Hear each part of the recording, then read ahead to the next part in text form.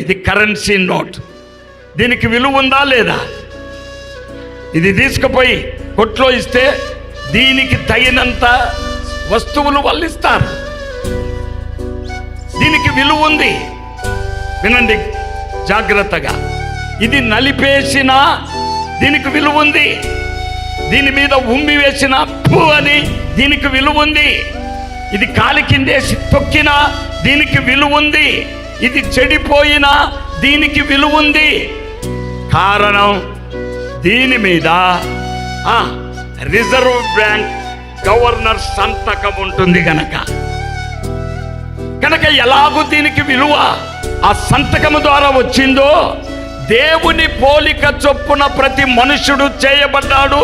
వాడిది ఏ కులమైనా, ఏ మతమైనా, తాగుబోతాడైనా, తిరుగుబోతాడైనా, పనికి మాలినోడైనా దేవుని రూపములో చేయబడ్డాడు గనక వాడికి విలువ ఉంది. అయితే ఆ విలువను వారు పోగొట్టుకున్నారు. తిరిగి వారికి విలువ కలగ చేయడానికే యేసు ప్రభు ఈ లోకానికి వచ్చాడు.